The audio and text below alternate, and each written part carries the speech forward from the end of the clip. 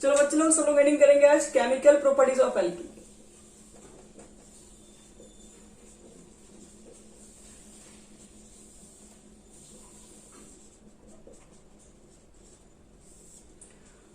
Chemical properties में जो main important है आपको वो एल्कीन्स के बारे में बता रहे हैं। सबसे पहले ध्यान में रखना है कि आपके पास जो एल्कीन्स है वो हाइड्रोजनेशन रिएक्शंस देता है। हाइड्रोजनेशन रिएक्शन का मतलब क्या है? वही चीज है कैटालाइटिक हाइड्रोजनेशन। कैटालाइटिक हाइड्रोजनेशन ये बहुत सिंपल रिएक्शन है। कैटालाइटिक हाइड्रोजनेशन में क्या होता है? अगर आपके पास एल्कीन होगा, हाइड्रोजन होगा, प्लैटिनम होगा या प्लैटिनम होगा, कोई भी होगा, ये एच यहां पर और ये एच यहां पर, डबल बॉन्ड के लोग ये एच काम कर रहा होगा। तो ये हम लोग एल्केन में भी पढ़ चुके हैं। तो बस कितना हो गया 1 2 3 4 1 2 3 इसका 4 में दिख रहा है। और ये भी पीछे बता चुके हैं कि इस तरह का अगर एल्कीन्स होगा आपके पास, यहाँ डबल बॉन्ड होगा, H2 लिखा हुआ मिल जाएगा, Na लिखा हुआ मिल जाएगा, तो एक एच यहां लगा दोगे, एक एच यहां पर लगा दोगे, तो ये जो डबल बॉन्ड है वो हो जाएगा सिंगल बॉन्ड। क्योंकि यहां पर एच को अटैक करने के लिए इलेक्ट्रॉन तो ये भी तो शेयर करना पड़ेगा। तो यहाँ पे 2 इलेक्ट्रॉन है तो एक शेयर इसके साथ कर लेगा और एक शेयर यहां कर लेगा, तो ये बॉन्ड तो अपने आप ही ब्रेक हो जाएगा। तो फर्स्ट आपके पास कैटालाइटिक हाइड्रोजनेशन इसको कहते हैं। चलो सेकंड बात करेंगे कैटालाइटिक हाइड्रोजनेशन। इसका नाम इसलिए पड़ा क्योंकि ये कैटलिस्ट यूज कर रहे हैं यहाँ पर प्लैटिनम। हाइड्रोजनेशन इसलिए क्योंकि यहाँ पर हाइड्रोजन का रिएक्शन हो रहा है, हाइड्रोजन के साथ रिएक्शन हो रहा है। नेक्स्ट करने जा रहे हैं बच्चे लोग जिसका नाम है electrophilic addition reaction. Electrophilic addition reaction देखो क्या होता है।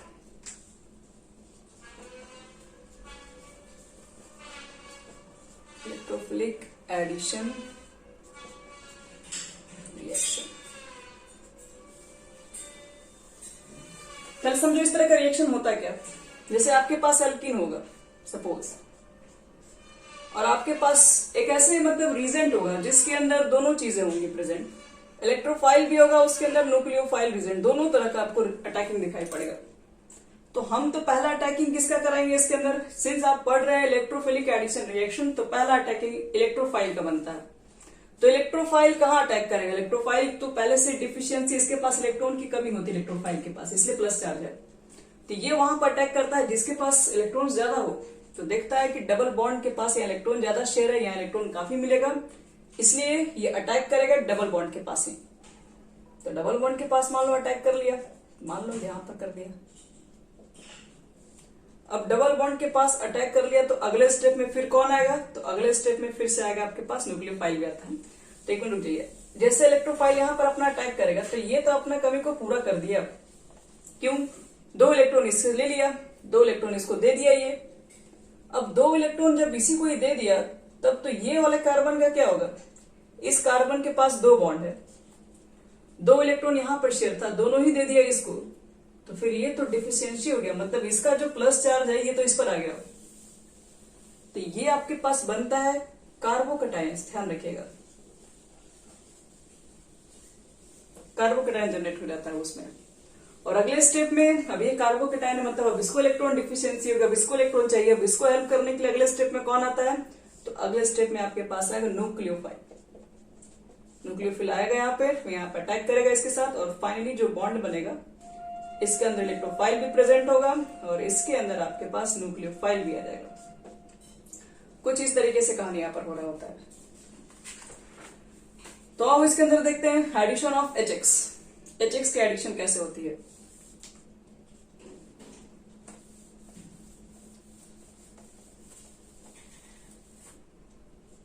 देखिए एडिशन ऑफ HX।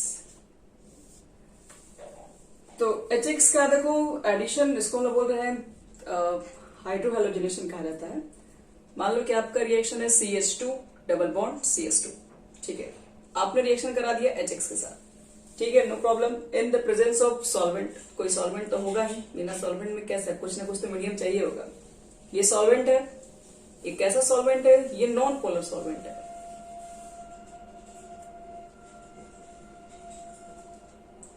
तो जैसे नॉन पोलर सॉल्वेंट में रिएक्शन होता है तो वही चीजें आपको जस्ट हम पहले बताए थे। पहले अटैक कौन करेगा? तो आप पढ़ रहे थे इलेक्ट्रोफाइल एडिशन रिएक्शन।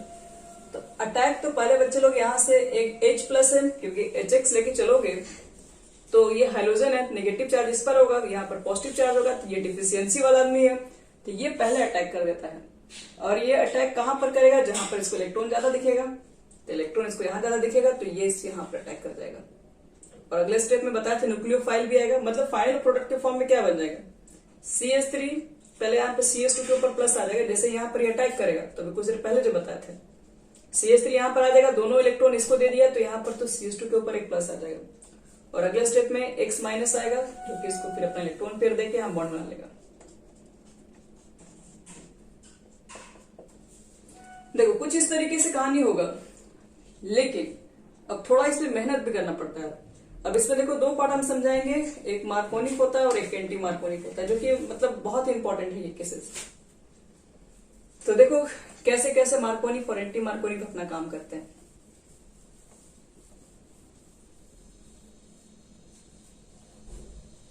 तो पहला कंडीशन हम लेके चलते हैं, मार्कोनिक ऑफरिंग बताते हैं।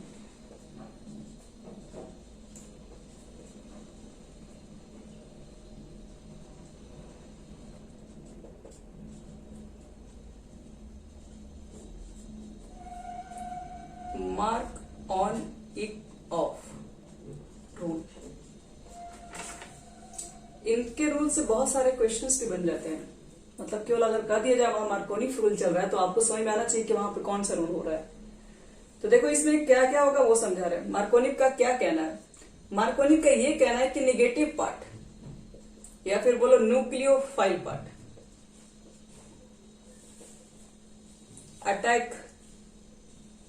अटैक वहां रहेगा, attack to the less hydrogenated carbon atom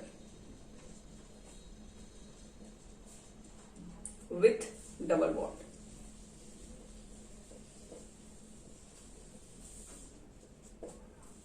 ये मार्कोनिक का कहना है। मार्कोनिक को ये कहना है कि न्यूक्लियोफाइल को आप वहां पर हमेशा अटैक कीजिएगा जहां पर लेस हाइड्रोजन कार्बन के साथ प्रेजेंट हो, यही इनका कहना है। आओ इसको भी समझते हैं क्या है ये।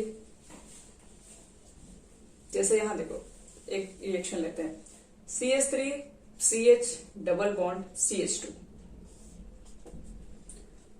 मैंने रिएक्शन कराने के लिए दे दिया मान लो HCl के साथ CCl4 के प्रेजेंस में, HCl HBr कुछ भी दे सकते हैं। तो अगर आप मार्कोनिक रूल को फॉलो कर रहे हैं तो मार्कोनिक रूल कहता है कि जो न्यूक्लियोफाइल है, मतलब HCl में इलेक्ट्रोफाइल न्यूक्लियोफाइल होता है। न्यूक्लियोफाइल मतलब जहां पर इलेक्ट्रॉन डेंसिटी ज्यादा है, तो Cl तो ज्यादा है माइनस, इसलिए ज्यादा इलेक्ट्रॉन ये रखेगा, तो ये न्यूक्लियोफाइल है। न्यूक्लियोफाइल को हमको इस पे अटैक कराना है, उस कार्बन पे अटैक कराना है जहां पर हाइड्रोजन का नंबर कम हो, डबल बॉन्ड से सटा होना चाहिए।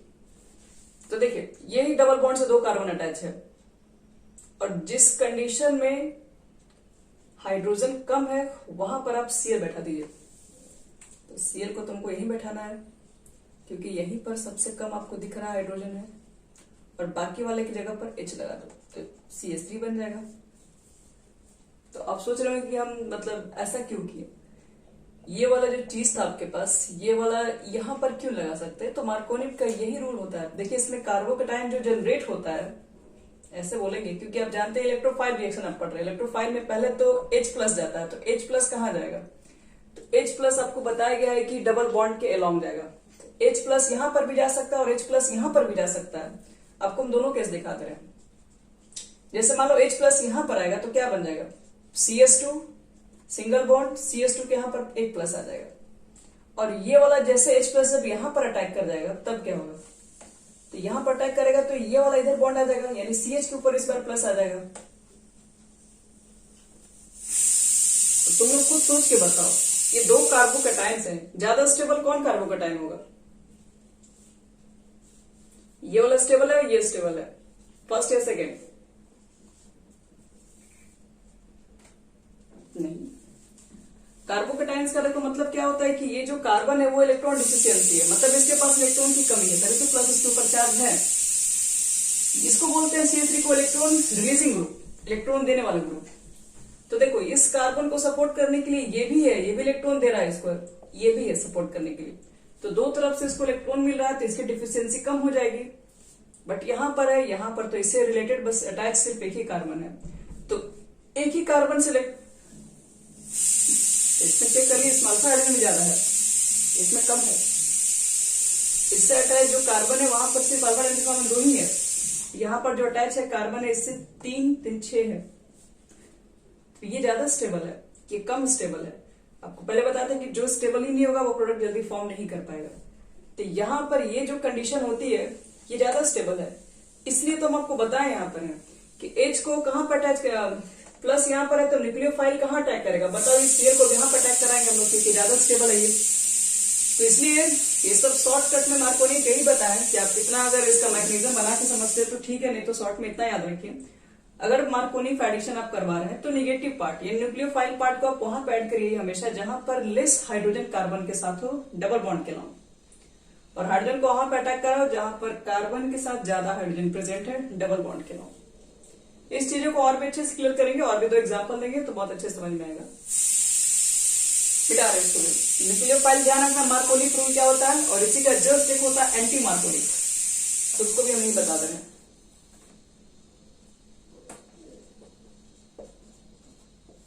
एंटी मार्कोनिफ, देखो एंटी मार्कोनिफ के अंदर क्या होता है, बस इसका जस्ट अपोजिट है। यहां पर आपके पास जो निगेटिव पार्ट है, जो न्यूक्लियोफाइल पार्ट है, वो लेस नहीं मोर वाला बस हो जाता है, क्योंकि यहां पर जो रिएक्शन होता है ना वो रिएक्शन परऑक्साइड की प्रेजेंस में होता है। परऑक्साइड जो होता है वो फ्री रेडिकल्स बना रहा होता है, और फ्री रेडिकल्स की कंडीशन में आप चेक करेंगे जब उसको तोड़ते हम लोग हैं तो वहां पर जो 1 डिग्री वाला केसेस है वो ज्यादा स्टेबल पाया जाता है। तो एंटी मार्कोनिक में हमेशा इसका अपोजिट बनता है, और मार्कोनिक में हमेशा याद रखना निगेटिव पार्ट को वहां पर अटैक कराते हैं जहां पर हाइड्रोजन कम है। हम दोनों को बता रहे हैं, एक बार फिर से एग्जांपल दे रहे हैं, मिटा रहे हैं इसको।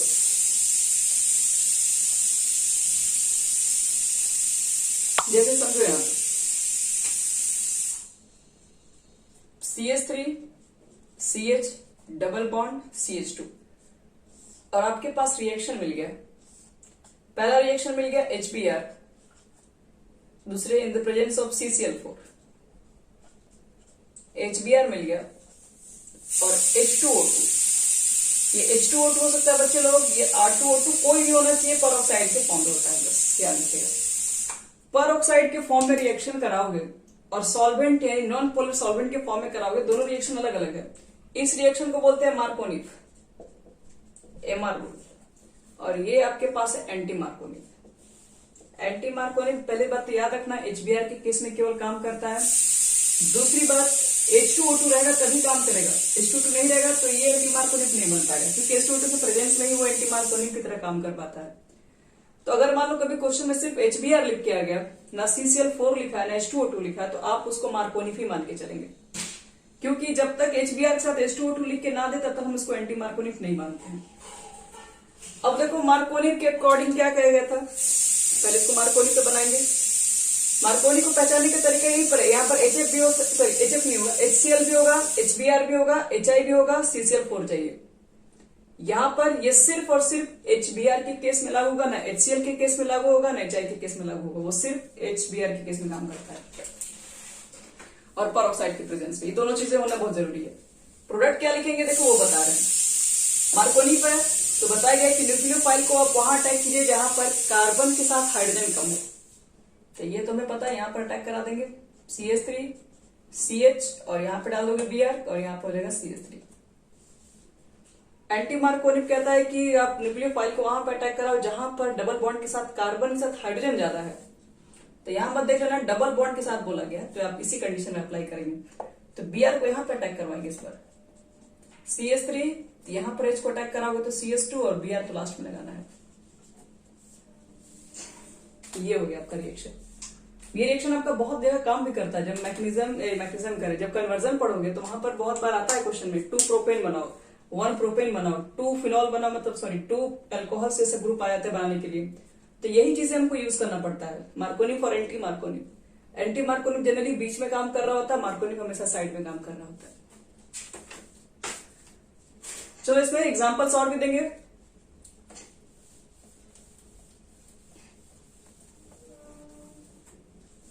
देखो बच्चे लोग एक और क्वेश्चन देखो यहाँ पे,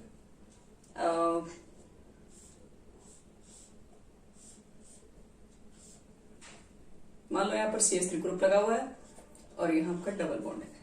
आपको दोनों केस दे रहे निकालने के लिए, HBr CCl4 HBr H2O2।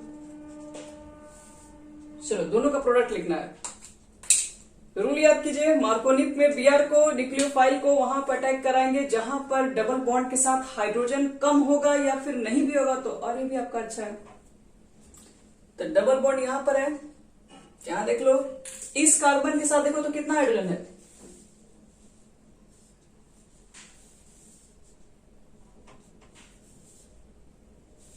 देखो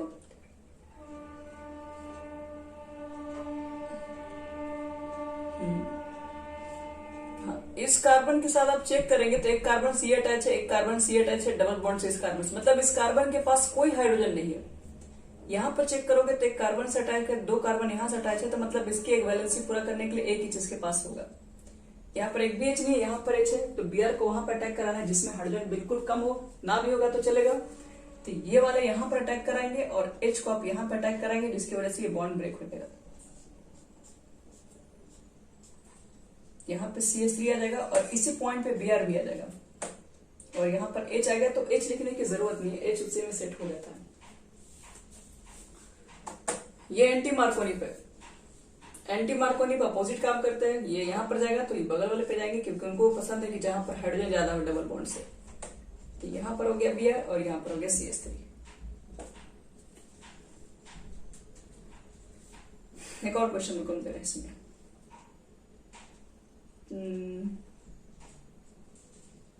CH3 है मान लो,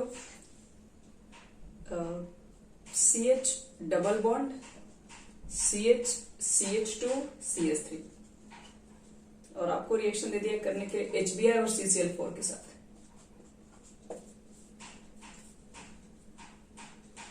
तो अब क्या कीजिएगा इसमें, यहां पर तो दोनों तरफ सेम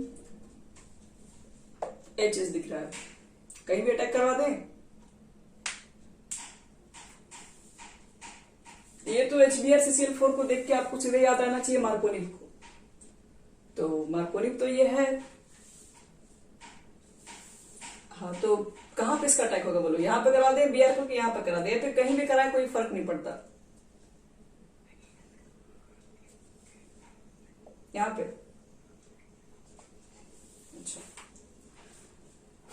देखो चलो, अब इसके पीछे रीजन अगर जाना चाहिए कि अब कहां अटैक करा जाए, दोनों तरफ तो बोला गया मार्कोनिक रूल, यहाँ फेल दिख रहा है, यहाँ पर तो दोनों कंडीशन में सेम ही हाइड्रोजन आ गया, तो कहीं भी करा दे नहीं। यहाँ पर अभी भी आपको एक मिनट सोचना है, रूल के अकॉर्डिंग आपको क्या बताया गया था कि जो H है, H को पहले हम लोग वहां पर अटैक कराएंगे H के कंडीशन में, तो हम H को चाहेंगे तो हम यहाँ पर भी अटैक करा सकते हैं और H को चाहेंगे तो हम यहाँ पर भी अटैक, स्टार्टिंग वाला जो केस बताए थे, अगर यहाँ पे अटैक कराएंगे तो यहाँ वाला कार्बोकैटायन बनेगा और यहाँ पे अटैक कराएंगे तो ये कार्बोकैटायन बनेगा। आपके पास दो तरह के कार्बोकैटायन है, आप देख लीजिए ज्यादा स्टेबल कौन है। तो पहले हम दोनों को फॉर्म करके दिखा रहे हैं। ये कार्बोकैटायन यहां पर आ सकता है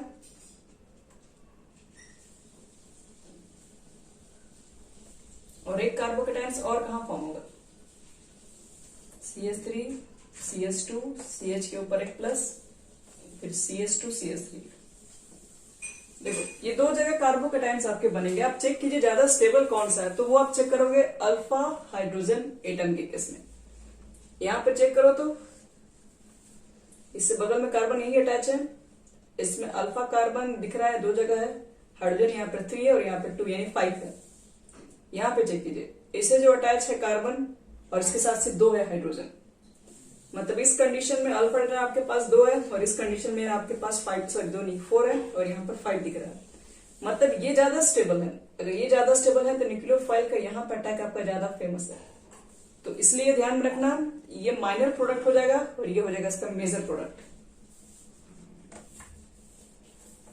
तो मेजर प्रोडक्ट के तौर पे क्या निकलेगा, CH3 CH Br और फिर CH2। तो जब भी ऐसे भी कंडीशन मिल जाए जहां पर सेम दिखाई पड़ जाए तो वहां पर आप चेक कर लो कार्बोकैटायन फॉर्म करके ज्यादा स्टेबल कौन है, उसी से आपको मालूम चलेगा कि इसमें कहां अटैक होगा पॉसिबल। ये है आपका मार्कोनिक और एंटी मार्कोनिक, ये हो गया कंप्लीट। ध्यान में रखना, ये बहुत इंपॉर्टेंट है, कल भी इस पे क्वेश्चन किया जाएगा आपसे। अगर डाउट है तो फिर से पूछ सकते हो इसमें। तुम लोगों को क्लियर हो गया? प्रिंसी, तनुजा, देख लो, साक्षी, अंकिता, ठीक है।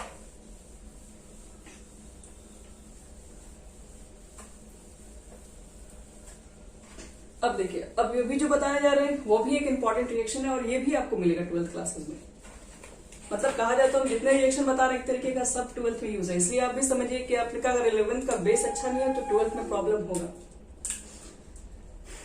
नेक्स्ट देखो, नेक्स्ट आपका रिएक्शन है acid catalysed hydration. Acid catalysed hydration,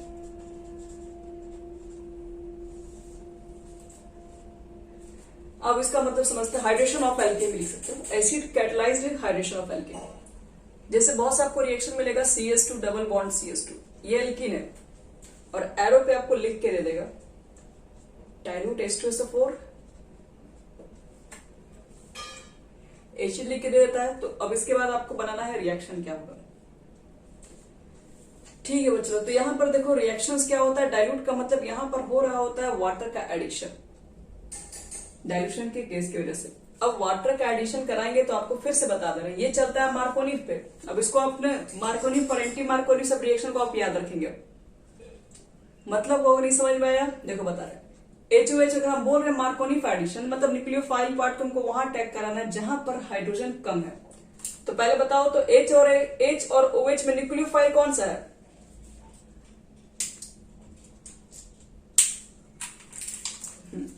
पहले तो ये पहचान में आना चाहिए हम लोग को। तो H+ होगा, यहाँ पर OH-, इस तरीके से वाटर ब्रेक हो जाता है। तो OH मेरे पास न्यूक्लियोफाइल है, न्यूक्लियोफाइल को वहां पर अटैक कराएंगे जहां पर हाइड्रोजन कम है। तो खैर दोनों केसेस में यहाँ पर सेम है, कहीं भी एडिशन करा दो। तो यहाँ पर मान लो हम एडिशन करा दें OH का, और अगले स्टेप में फिर से वही वाला हाल होगा, फिर H यहाँ पर आ जाएगा।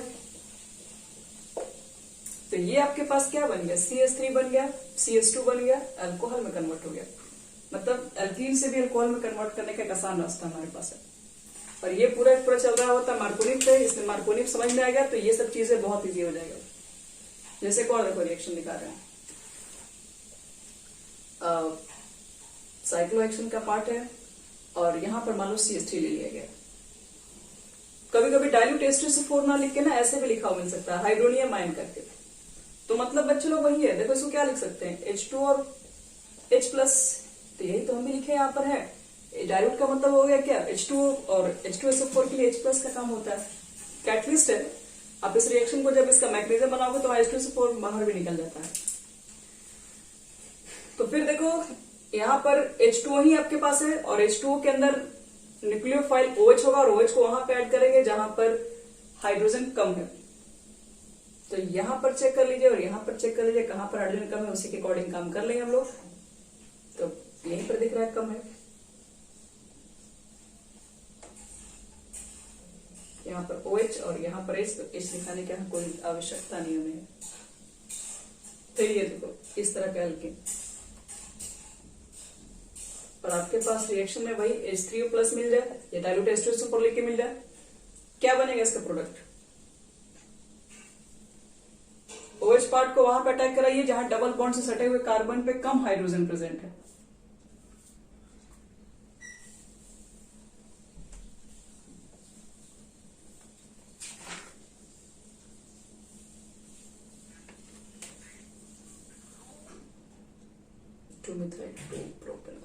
हाँ ठीक है, देखो तो सब लोग देखो बच्चों, आप समझ में आया कि नहीं। HOH है तो OH पार्ट को कहां अटैक कराएंगे, फर्स्ट या सेकंड। देखो न्यूक्लियोफाइल मतलब मार्कोनिव रूल से कोशिश कीजिए। मार्कोनिव रूल के साथ यही ना होता है कि जहां पर हाइड्रोजन कम है वहीं पर OH का अटैक कराएंगे। तो हाइड्रोजन कम डबल बॉन्ड से किसके पास है, यहाँ पर 2 है और यहाँ पर एक भी नहीं है, मतलब कम यहीं पर है। तो यहाँ पे डाल दो OH ग्रुप और यहाँ पे डाल दो H ग्रुप, तो CH3 बनेगा। यहाँ पर आपके पास OH आ जाएगा, यहाँ पर CH3 और यहाँ CH3।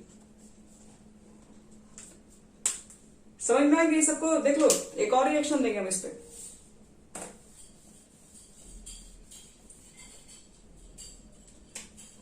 इसको देखो, इसमें क्या बनेगा।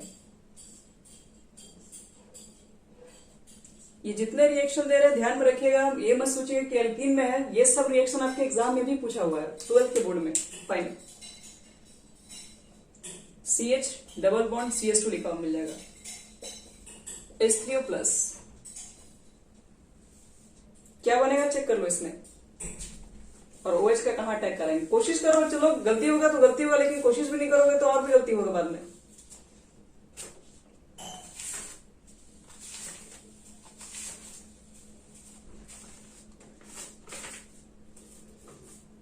HOH का काम करेंगे तो बेंजीन के बगल में क्या होगा, देखो ध्यान से। यहाँ पे बेंजीन तो आपके पास होगा ही होगा।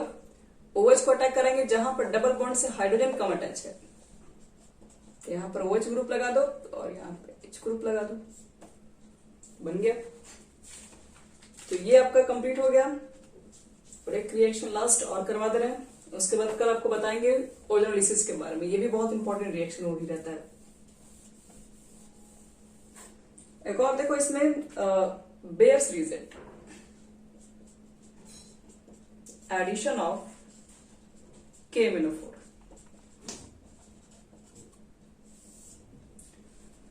एडिशन ऑफ KMnO4 को हम लोग बोलते हैं, अगर 1% आपके पास कोल्ड डाइल्यूट KMnO4 सॉल्यूशन है जिसका कलर होता है पिंक,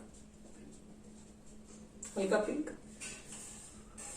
अगर आपने एल्कीन के अंदर इस सॉल्यूशन को मिक्स कर दिया 1% कोल्ड डाइल्यूट KMnO4 के सॉल्यूशन को, जो कि खुद का पिंक कलर होता है, तो ये कलर डिस्चार्ज कर देता है एल्कीन। मतलब देखो CH2 है, डबल बॉन्ड CH2 आपने यूज किया, बस यहाँ पे बेयर्स रीजेंट भी अगर लिख के दे दिया जाए, कोई जरूरी नहीं कि आपको इतना बड़ा लिख के ही दे, ये भी लिख के छोड़ देगा। तो ये आपको पता होना चाहिए क्या बनेगा इससे। देखो ये बता रहे हैं, ये जनरली देखो ये इंपॉर्टेंट रिएक्शन भी होता है। इसका यूज हम लोग मालूम करने के लिए यूज करते हैं कि आपके कंपाउंड के अंदर कहीं सेचुरेशन है या नहीं है, मतलब कंपाउंड के अंदर कहीं भी डबल बॉन्ड प्रेजेंट है या नहीं है। वो चीजों को चेक करने के लिए हम लोग क्या करते हैं कि ये रिजेंट यूज करते हैं। ये बहुत यूज होता है। मान लो कि मेरे पास एक ऐसा कंपाउंड है, उसका मान लो लिक्विड फॉर्म बना हुआ है, और मुझे पता करना है कि उस कंपाउंड के अंदर डबल बॉन्ड है या नहीं है। कैसे पता करेंगे उसके अंदर, तो लिक्विड के फॉर्म में थोड़ी ना हमको दिखाई पड़ रहा है कि डबल बॉन्ड लिखा हुआ है। तो उसको पता करने के लिए हम लोग क्या करते हैं, लेबोरेटरी के अंदर मान लो एथिन आपके पास मॉलिक्यूल्स रखा हुआ है, इसके अंदर हम लोग मिक्स करते हैं ये कोल्ड डाइल्यूट KMnO4 का सॉल्यूशन। और जैसे ही सॉल्यूशन को मिक्स कर दें, तो मिक्स करने के बाद अगर इसका पिंक कलर गायब हो जाए, पहली बात। दूसरी बात, पिंक कलर गायब होने के बाद इस कंपाउंड में जितने डबल बॉन्ड होंगे, याद रखना, उसी के अलोंग OH ग्रुप आएंगे। अगर यहाँ पर एक डबल बॉन्ड होंगे तो यहाँ पर उसके अगल बगल 2 OH ग्रुप प्रेजेंट मिलेंगे। तो यही होता आपके पास है, जितने आपके पास कंपाउंड्स के अंदर डबल बॉन्ड्स, अगर इस कंपाउंड्स के अंदर 4 डबल बॉन्ड होंगे तो यहाँ पर आपके पास 8 OH ग्रुप होंगे। तो हम लोग 8 OH ग्रुप देख के मालूम कर सकते हैं कि आपके कंपाउंड्स के अंदर हो ना हो 4 डबल बॉन्ड प्रेजेंट है। जो पोटेशियम, ये जो कोल्ड डाइल्यूट KMnO4 जो सॉल्यूशन होता है, उसको हम लोग ज्यादातर यूज करते हैं चेक करने के लिए कंपाउंड आपके पास कंपाउंड के अंदर डबल बॉन्ड है या नहीं है। इसके अंदर रिएक्शंस के अंदर क्या होती है, पिंक कलर के कंपाउंड जो होते हैं इसको डिस्चार्ज कर देता है और ये डाइवोल्स में कन्वर्ट हो जाएगा अगर एक डबल बॉन्ड है तो। इसके बाद नेक्स्ट रिएक्शन है, वो भी इंपॉर्टेंट रिएक्शन है, लेकिन वो थोड़ा टाइम लग जाएगा, वो हम लोग कल कंप्लीट कर लेंगे और कल के बाद ये कंप्लीट भी हो जाएगा। उसके बाद हम लोग स्टार्ट करेंगे 12th क्लास मंडे से।